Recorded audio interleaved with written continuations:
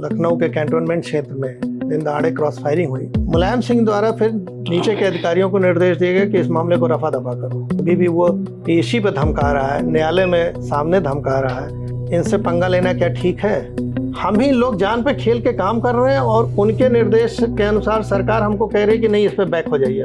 जब पकड़ लिया तो इनडायरेक्टली ऑफर आया कि 1 करोड़ मतलब ये तो रख ही लीजिए जो इसके लिए है, बाकी और हम भेज देंगे। मुख्तार का बेटा खुलेआम मंच से कह रहा था, अधिकारियों का नाम नोट कर लो, इनका हिसाब लिया जाएगा। मुख्तार का परिवार पूरा जेल में है लेकिन बीवी बाहर है। अतीक का परिवार पूरा जेल में या मर गया, बीवी बाहर है। ये क्यों बाहर है? वो 1980 और 90 का दौर था जब अपराधी का राजनीतिकरण हो रहा था। अपराध करने वाले राजनीति में दाखिल हुए और दाखिल होने के बाद इतने मजबूत होते चले गए कि वो बड़े बड़े नेताओं के संपर्क में आ गए, उनके साथ उठना बैठना शुरू हो गया। और स्थिति ये हुई कि साल 2000 आते आते इन अपराधियों के पास बड़े बड़े हथियार आने लगे। जिन हाथों में हथकड़ियाँ होनी चाहिए थी, उन हाथों में ऐसे ऐसे हथियार आने शुरू हुए जिसकी कोई कल्पना भी नहीं कर सकता था। और जिन हाथों को हथकड़ियाँ पहनानी थी, उनके हाथों को नेताओं ने बांध दिया। और कुछ ऐसा ही वाकया हुआ था उत्तर प्रदेश के पूर्वांचल के एक माफिया के साथ, जिसने एक ऐसी मशीन गन खरीदने की कोशिश की जो कि सिविलियंस को रखना प्रतिबंधित था। और जब एक पुलिस अधिकारी ने कार्रवाई करने की कोशिश की तो उसके खिलाफ ही जांच की कोशिश की गई और इस वजह से उस पुलिस अधिकारी ने इस्तीफा दे दिया। मेरे साथ वो पुलिस अधिकारी हैं जिन्होंने उस माफिया के खिलाफ कार्रवाई की थी। अब वो माफिया कौन था? वो माफिया था मुख्तार अंसारी, पूर्वांचल का वो माफिया जो इस वक्त जेल में है। और मेरे साथ वो अधिकारी हैं जिनका नाम है शैलेंद्र सिंह, उत्तर प्रदेश की एसटीएफ में डिप्टी एसपी के पद पर तैनात थे। और आज इनसे बातचीत की वजह ये है कि मुख्तार अंसारी पर एक नया आरोप लगा। जेल में रहते हुए 2014 के हत्या के एक मामले में जब कोर्ट में पेशी हो रही थी, तब मुख्तार अंसारी ने जज के सामने ऑनलाइन पेशी के दौरान अपने वकील से कहा कि जो मेरे खिलाफ गवाही दे रहा है उसकी तस्वीर ज़रा मुझे दे देना, मैं इसको देख लूँगा। इस मामले में एफआईआर दर्ज हो गई है और कार्रवाई शुरू हुई है। लेकिन क्या मुख्तार अंसारी का जलवा था और किस तरह की राजनीति में पकड़ थी, ये समझने के लिए जरा शैलेंद्र सिंह साहब से बात करते हैं। सर, आप तो मुख्तार अंसारी के सताए हुए हैं क्योंकि पढ़ लिख कर आपने पुलिस की नौकरी ज्वाइन की। 91 बैच में आप यूपी पुलिस में शामिल हुए और 13 साल बाद उसी पुलिस से इस्तीफा देना पड़ा एक अपराधी की वजह से। क्या वाकया हुआ था? और ये बात सही है, 2004 के जनवरी की बात है। और पूर्वांचल के मुख्तार अंसारी, जैसा बताया आपने, सबसे बड़े एक माफिया में नाम था। इनके बीच में और कृष्णानंद की राय के बीच में लखनऊ के कैंटोनमेंट क्षेत्र में दिन दहाड़े क्रॉस फायरिंग हुई और शासन स्तर पर खलबली मच गई कि अगर राजधानी में इस तरह हो रहा है तो बाकी क्षेत्रों में क्या होगा। तो तत्काल इन पर निगाह रखी जाए और एसटीएफ को जिम्मा दिया गया। और एसटीएफ में मुझे स्पेशली चुना गया क्योंकि मैं बनारस पोस्टेड भी था, चंदौली का रहने वाला। तो हुआ कि पूर्वांचल को आप समझते हैं, आप इसको देखिए। मेरा काम करने की शैली भी नीट एंड क्लीन थी, तो लोगों ने कहा कि शैलेंद्र, तुमसे अच्छा कोई नहीं हो सकता और तुम इस पर करो, क्योंकि बाकी लोग थोड़ा सा मुख्तार के नाम पे हो सकता है दब जाए। हमने कहा कोई बात नहीं। हम लोग एक कोर ग्रुप बनाया, टीम बनाया और उसमें फिर इसकी जैसा प्रोसेस होता है, इनके फ़ोन रिकॉर्ड्स करना, लिसनिंग करना, सब हम लोग ने शासन से अनुमति लेके जारी किया। जब ये हम लोग लिसनिंग कर रहे थे तो उसमें ये बात सामने आई कि सेना को कोई जम्मू कश्मीर राष्ट्रीय राइफल का भगोड़ा सिपाही है बाबू लाल यादव, और वो लाइट मशीन गन लेके भगा हुआ है और मुख्तार अंसारी को बेचना चाहता है। और मुख्तार अंसारी बार बार कह रहा था अपने लोगों से कि इस मशीन गन को किसी भी कीमत में मुझे लेना है, क्योंकि कृष्णानंद राय की गाड़ी जो बुलेट प्रूफ है वो राइफल के अगेंस्ट है और ये लाइट मशीन गन उसको भेज देती, तो ये मुझे किसी कीमत पे चाहिए। और अंततः इन लोग का 1 करोड़ में करीब ये सौदा तय हुआ था। और ये भी बार बार लाइन उसमें आती थी, मुख्तार द्वारा कही जाती थी कि ये विरोधी के पास न जाने पाए। ये बहुत इम्पोर्टेंट, हाँ, कृष्णानंद के पास। तो ये उसके लिए बहुत इम्पोर्टेंट था। और फिर जब ये बातें सब मीटिंग में रखा गया शासन स्तर पे, उच्च अधिकारियों में, एसटीएफ में, तो लोगों ने कहा कि शैलेंद्र, इसको रिकवर करना बहुत ज़रूरी है, वरना लाइट मशीन गन चल गई तो पता नहीं कितने लोगों के जान जाएगी, क्योंकि सबसे खतरनाक अपराध ये होता है। और फाइनली कहा गया कि इसको किसी कीमत पे मुख्तार तक न जाए, उसके पहले रिकवर करो। खैर हम लोग की टीम ने लग के, और इसमें जो बाबूलाल यादव चंदौली का रहने वाला था और उसका सगा मामा मुन्नर यादव था जो बनारस बॉर्डर पे रहता था, और मुन्नर यादव हेड कांस्टेबल जब था तो मुख्तार का गनर भी था और रिटायर होने के बाद अपने घर पे रह रहा था। तो इन दोनों के, उस बाबूलाल को उठाया गया, उसने बताया मामा के पास से, फिर मामा के यहाँ से रिकवरी सब हुई और जैसा होता है आर्म्स एक्ट के कार्रवाई सब हुई, सब लिखा पढ़ी हुई और दोपहर तक सब लोग बधाई देते रहे, क्योंकि यूपी में अब तक अकेली लाइट मशीन गन की ये रिकवरी है, न पहले कभी हुई न उसके बाद हुई, 20 साल होने जा रहा। तो बहुत बड़े रिकवरी थी, लोगों ने गुड वर्क माना और सबने बधाई दी, वरिष्ठ अधिकारियों ने शासन से। आउट ऑफ प्रमोशन के लिए कहा गया जो हमारे 7 लोग थे जूनियर टीम। लेकिन शाम को जैसे ही मीडिया में गया कि इसमें पोटा लग गया है, अब स्थिति बदल गई। मुख्तार पहले समझ रहा था सिंपल आर्म्स एक्ट में रिकवरी है, मेरा तो कोई दोष नहीं है, जिसके पास रिकवरी हुई वो फंसेगा, मैं बच जाऊंगा।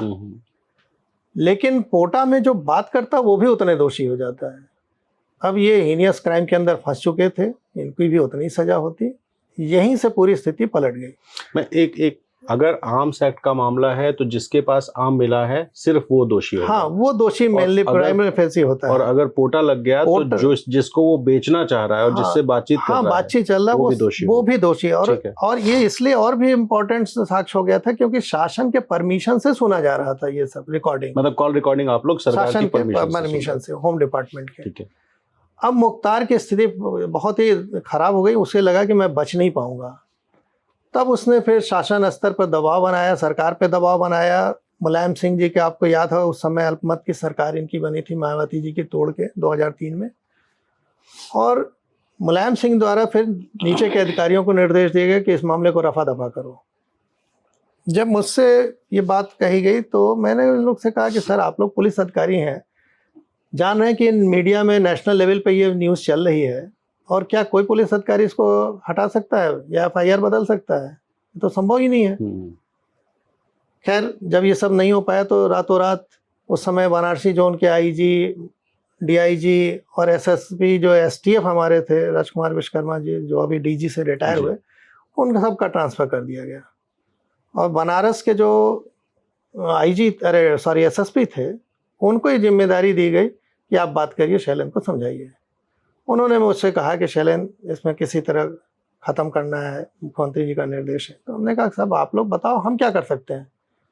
या ठीक है, तुम एक काम करना, इसकी विवेचना कोई अधिकारी और करेगा और उसमें तुम नाम न लेना मुख्तार का। मतलब जब आपसे गवाही होगी आपकी, तो आपको सिर्फ बाबूलाल का नाम लेना है, मुख्तार का नाम नहीं। बिल्कुल, जब बयान आपका लिया जाएगा इन्वेस्टिगेशन में तो आप मुख्तार का नाम मत लीजिएगा, बाकी लोग का लीजिएगा। और FIR में आपने लिख दिया था पहले। जबकि मैंने उन लोग से कहा, अपने SSP से बनारस से, हमने कहा सर आप लोगों ने देखा होगा कि FIR में शुरू में ही मुख्तार का नाम लिखा है।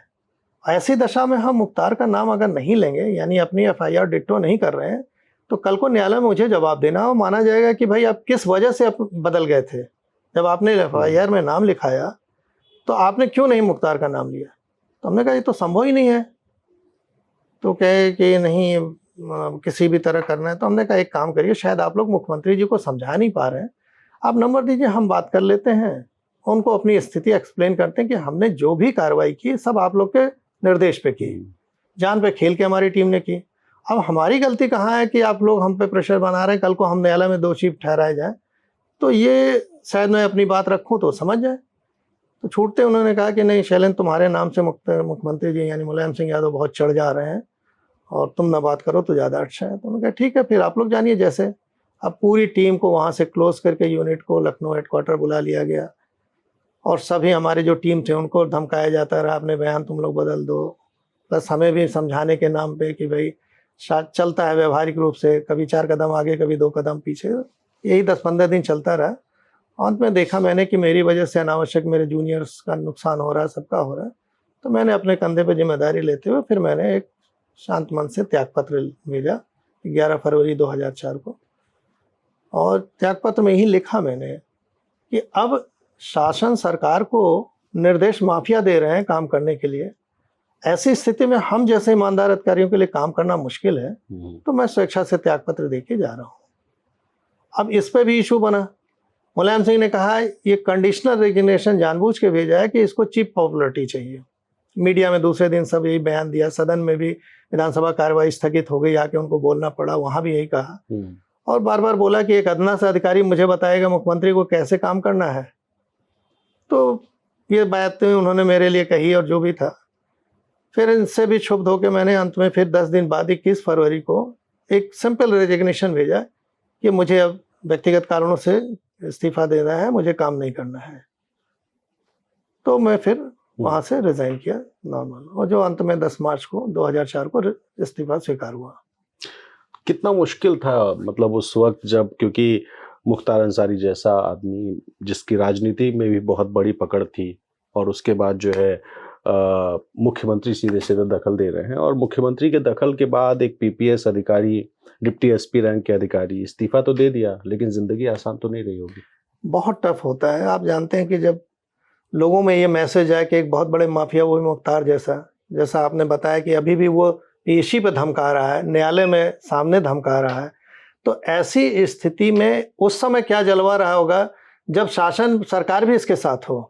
आज तो योगी जी ने पूरी कार्रवाई करके इनको नेस्तनाबूद करना इन जैसे लोगों को किया, प्रॉपर्टी रिकवर हो रहा है, उसके बावजूद भी अगर उसकी हिम्मत है कि वो धमका रहा गवाहों को कि फोटो भेज दो मैं देख लूंगा, तो उस समय सोचिए उसकी क्या स्थिति थी।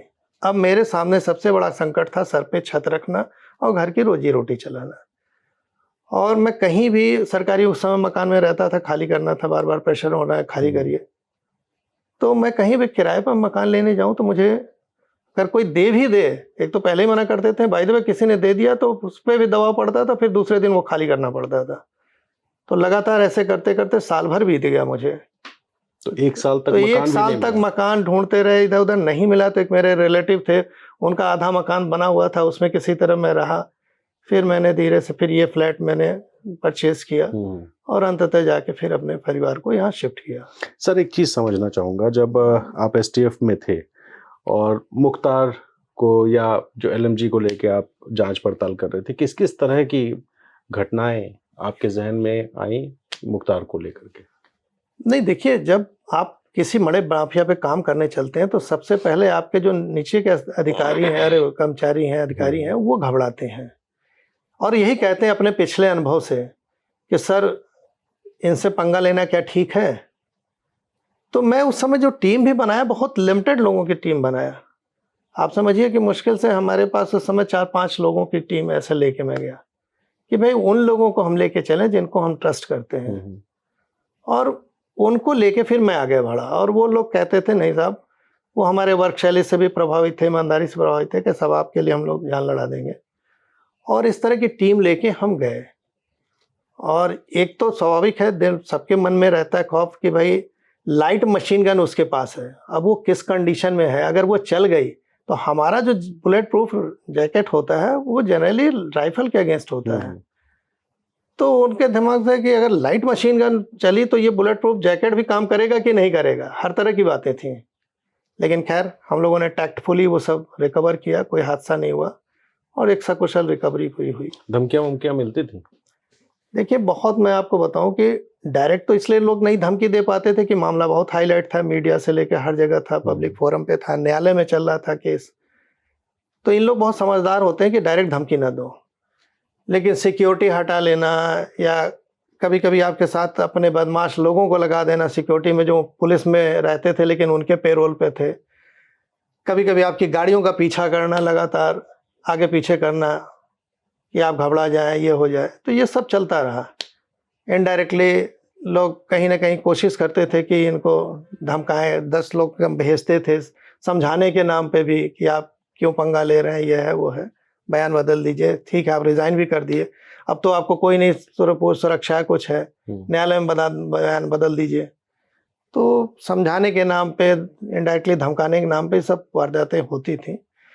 और डायरेक्ट इसलिए धमकी कोई नहीं देता था, जानते थे कि इनका मामला उस समय सुप्रीम कोर्ट में भी मेरे ऊपर चल रहा था। वहाँ किसी ने PIL कर रखी थी और मुलायम सिंह को नोटिस भी उसमें मिली हुई थी, मुख्यमंत्री जी को। तो लोग, माफिया इस चीज़ को समझता था मुख्तार कि इसका मामला न्यायालय में चल रहा, अगर कहीं मैंने डायरेक्ट धमकी दी तो मुझे सुप्रीम कोर्ट से लेकर हाई कोर्ट और ये फंस जाऊंगा मैं।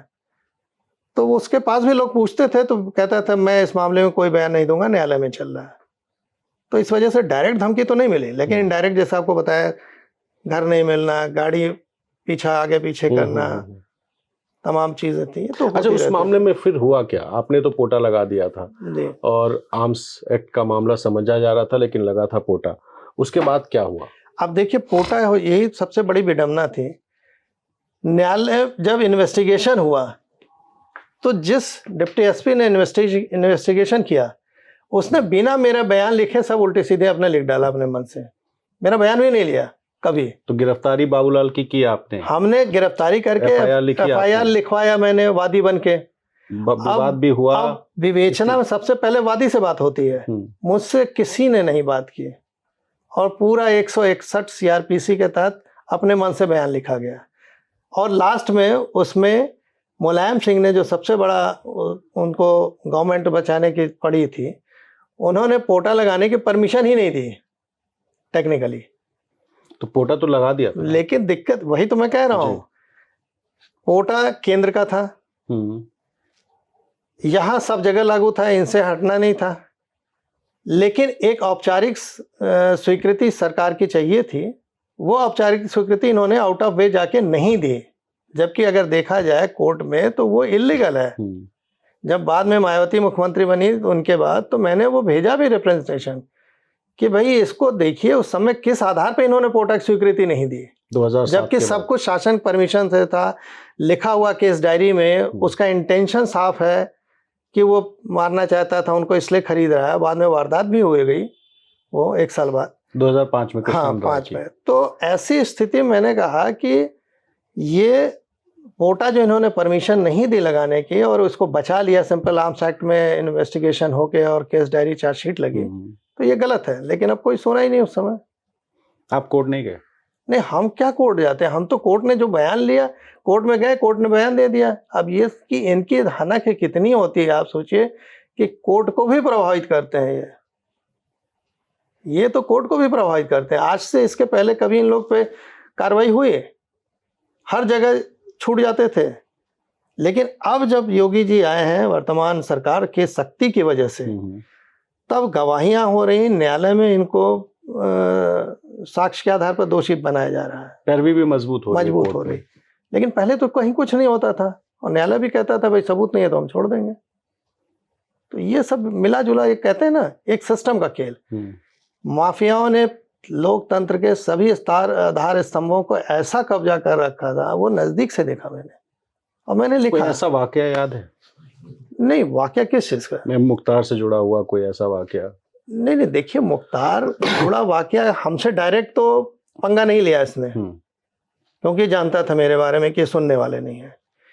लेकिन आप सोचिए, डेयरिंग का ये बताऊं कि जो एडिशनल एसपी जैसे लोगों पे इसने फायरिंग की है, एडिशनल, यस, गाजीपुर में चेकिंग कर रहे थे एडिशनल एसपी, खबर मिली थी कि ये ऐसे ऐसे करके वारदात जा रहा है और उन लोगों ने गाड़ी रोकने की कोशिश की तो उनके ऊपर फायरिंग।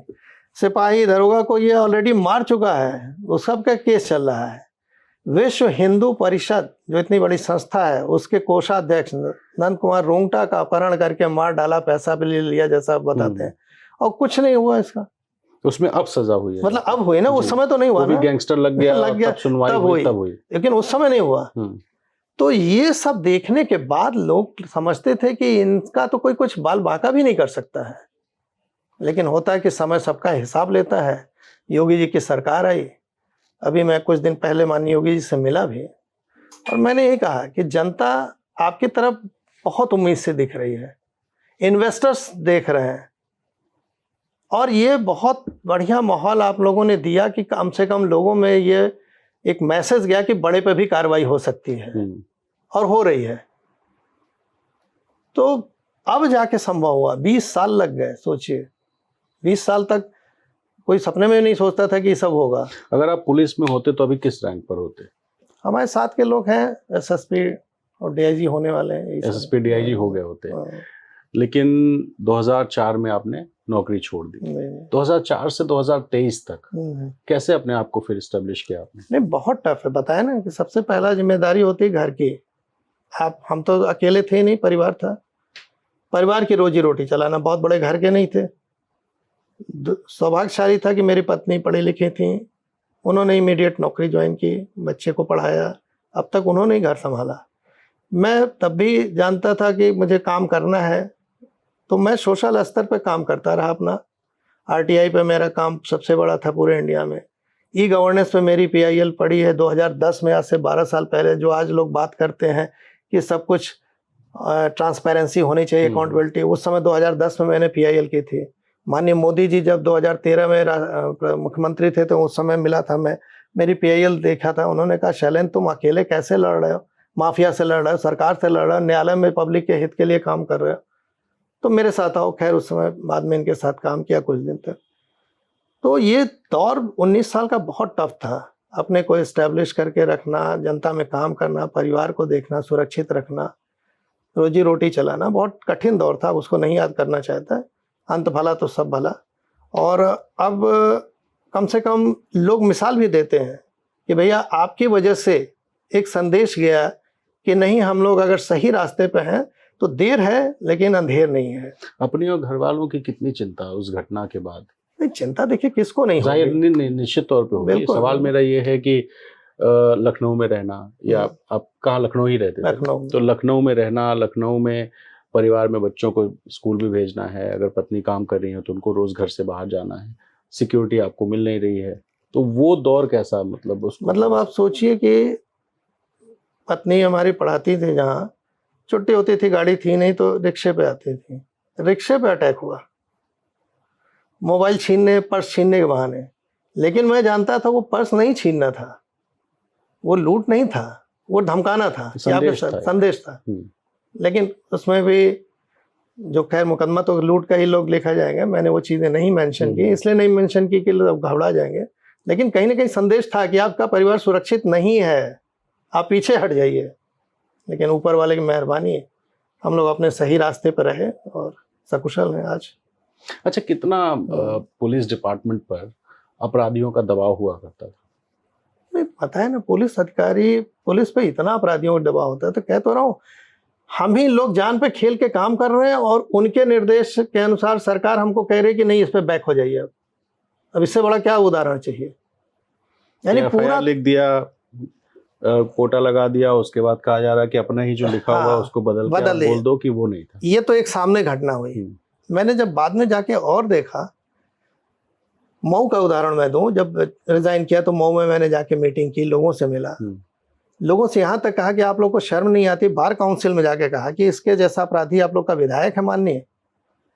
तो लोगों ने क्या कहा कि शैलेंद्र जी, मऊ में या इसके प्रभाव क्षेत्र में एक पैरेलल गवर्नमेंट चल रही है, किसी को भी सरकारी सुविधा चाहिए तो बिना इनके थ्रू गए वो सरकारी सुविधाएं नहीं मिल सकती, चाहे हॉस्पिटल का हो, चाहे शिक्षा का हो, चाहे वृद्धावस्था समाज कल्याण संबंधित कोई पेंशन हो, बिना इनके नहीं मिलेगी जब तक इनका ओके नहीं होगा।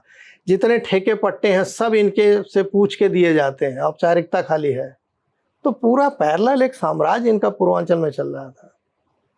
तो अब उनके समझिए कि जो खुद इतना बड़ा साम्राज्य चला रहे हैं लोग, सरकारी जमीनों पर कब्जा करके बिल्डिंग बना ले रहे हैं, मॉल बना ले रहे हैं, शॉपिंग कॉम्प्लेक्स बना रहे हैं, अब गिराए जा रहे हैं, तो आप समझिए कि किस तरह से। अच्छा, सरकार ने कहा कि सैकड़ों करोड़ रुपए का नुकसान अभी तक करा चुके हैं।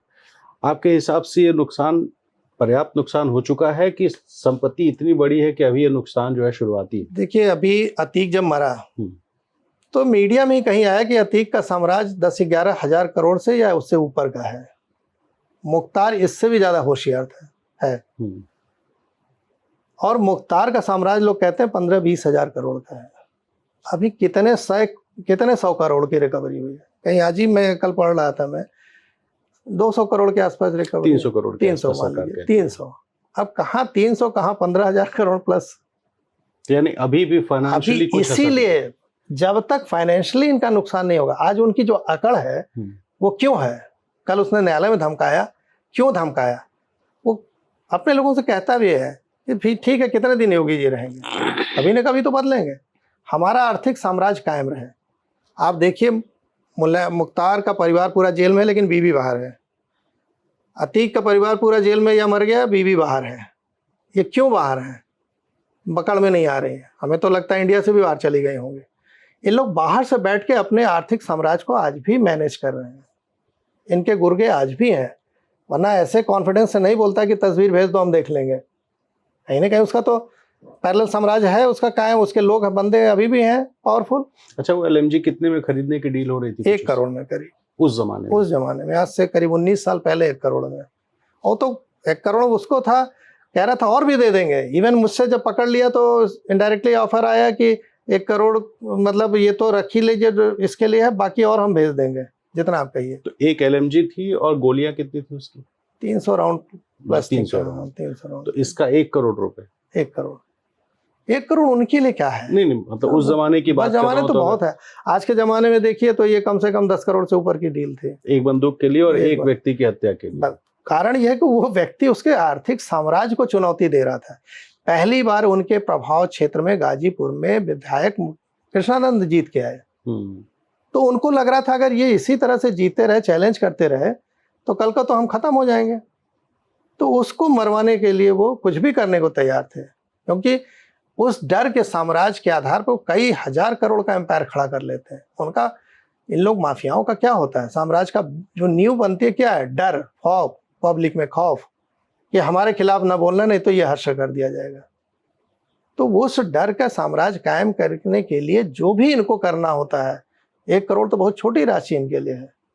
अब आप सोचिए कि मुख्तार अरेस्ट होता है फर्जी केस में, फिर उसको पंजाब भेज दिया जाता है और पंजाब से लाने के लिए सरकार को कितनी मशक्कत करनी, कोर्ट जाना पड़ा, कोर्ट, सुप्रीम कोर्ट तमाम, तब जाके आ पाया, वरना वहां ऐश कर रहा था।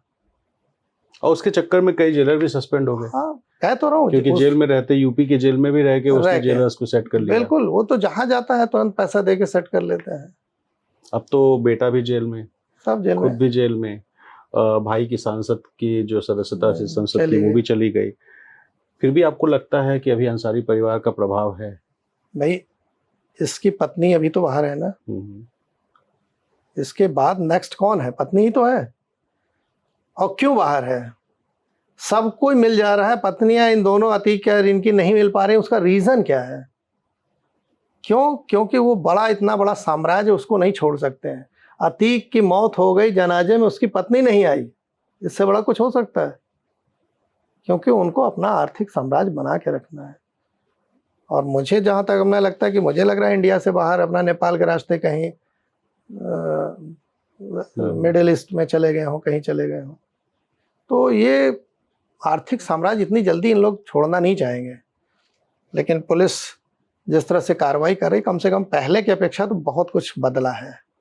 और एक बदलाव की उम्मीद करते हैं। बदलाव की उम्मीद तो है, जब तक इनका आर्थिक साम्राज्य नहीं ध्वस्त होगा। अभी भी लोग बताते हैं मीट, मछली, मुर्गे, अंडे में इसका पूरा ठेका पट्टा चलता है, इनडायरेक्टली इसके लोग लेते हैं। बहुत चीज़ें इसके अगेंस्ट में अभी मतलब कर रहा है, जो कि कायदे से देखा जाए तो शासन सत्ता के नॉर्म्स के खिलाफ भी जा रही है। लेकिन कभी कभी होता है ना, नीचे के अधिकारी भी डर के मारे नहीं बोलते हैं। एक अधिकारियों में सब कहता है भाई आज सरकार है, कल पता नहीं किसकी हो, फिर क्या करेगा? आपको याद होगा पिछला विधानसभा चुनाव हो रहा था, मुख्तार का बेटा खुलेआम मंच से कह रहा था अधिकारियों का नाम नोट कर लो, इनका हिसाब लिया जाएगा। तो यही चीज है, अधिकारी को डराती है कि भैया कल को इनके कोई समर्थित सरकार आ गई तो हम लोग का क्या होगा? हम लोग तो 2 मिनट में सरकार सस्पेंड कर दे, जेल भेज दे, सब कुछ कर दे, कौन देखता है? चलिए सर, हमसे बात करने के लिए बहुत शुक्रिया, और उम्मीद है कि अब आप सुरक्षित भी होंगे और अब आप न्याय की उम्मीद भी लगाए बैठे होंगे। तो शैलेंद्र सिंह साहब, इनसे बात करना इसलिए ज़रूरी था क्योंकि कोर्ट की सुनवाई के दौरान जज के सामने एक गवाह जब मुख्तार अंसारी के खिलाफ बयान देने आता है तो मुख्तार अंसारी अपने वकील से उस गवाह की तस्वीर मांगता है और कहता है कि हम देख लेंगे। इस मामले में FIR हो गई है और मुख्तार के खिलाफ तमाम FIRs हैं। एक मामले में फैसला भी आ चुका है, सज़ा भी हो चुकी है, भाई अफजाल अंसारी की संसद की सदस्यता भी खत्म हो चुकी है और 4 साल की सज़ा भी हो चुकी। हालांकि फिर से ऊपरी अदालत में सुनवाई चल रही है, क्या फैसला आएगा ये तो अदालत जाने। लेकिन ये सही बात है कि 4 दशकों की जो हनक थी वो हनक फिलहाल मुख्तार अंसारी की ख़त्म हो गई है। बांदा की जेल में बंद मुख्तार अभी भी उस अकड़ को शायद छोड़ना नहीं चाहता और इस वजह से ये जो नया एफआईआर है वो दर्ज हुआ है। तो इस एफआईआर को लेकर ही हम शैलेंद्र सिंह साहब के पास आए थे, जानने समझने, और इस तरह के तमाम पुराने किस्से हैं, कहानियां हैं जो उत्तर प्रदेश में अपराध और राजनीति से जुड़ी हैं, और इस तरह की कहानियां आपके बीच लेकर आते रहेंगे मैं और प्रशांत। फिलहाल देखते रहिए द लर्निंग टॉक।